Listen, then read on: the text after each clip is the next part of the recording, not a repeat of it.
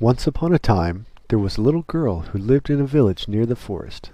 Whenever she went out, the little girl wore a red riding cloak, so everyone in the village called her Little Red Riding Hood. One morning, Little Red Riding Hood asked her mother if she could go visit her grandmother, as it had been a while since they'd seen each other. "That's a good idea," her mother said, so they packed her a nice basket for Little Red Riding Hood to take to her grandmother. When the basket was ready, the little girl put on her red cloak and kissed her mother goodbye.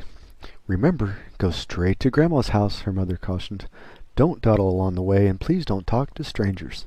The woods are dangerous." "Don't worry, Mommy," said Little Red Riding Hood. "I'll be careful." But when Little Red Riding Hood noticed some lovely flowers in the woods, she forgot her promise to her mother. She picked a few, watched the butterflies flit about for a while, listened to the frogs croaking, and then picked a few more.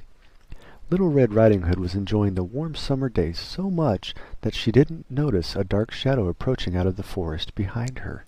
Suddenly, the wolf appeared beside her.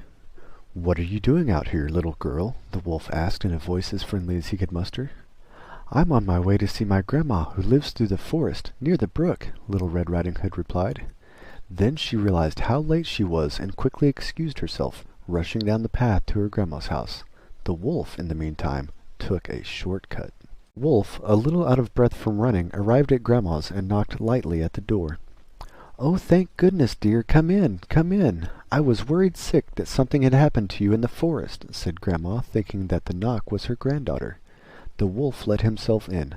Poor Granny did not have time to say another word before the wolf gobbled her up. The wolf let out a satisfied burp and then poked through Granny's wardrobe to find a nightgown that he liked.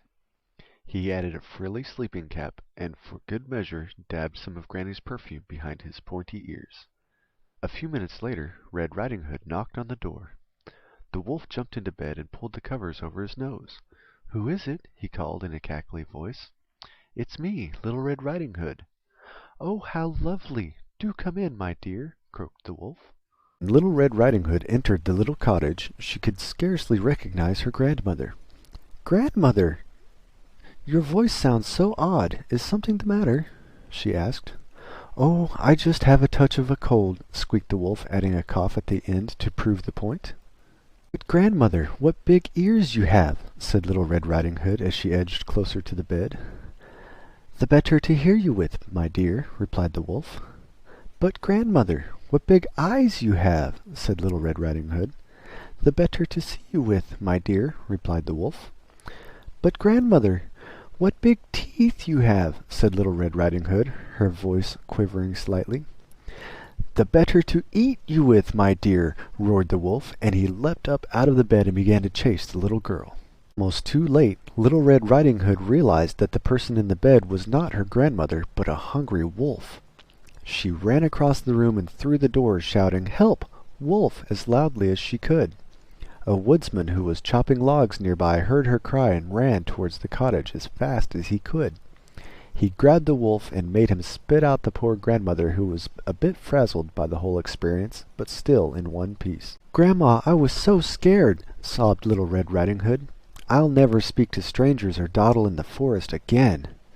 "There, there, child, you've learned an important lesson. Thank goodness you shouted loud enough for this kind woodsman to hear you." The woodsman knocked out the wolf and carried him deep into the forest, where he wouldn't bother people any longer. Little Red Riding Hood and her grandmother had a nice lunch and a long chat.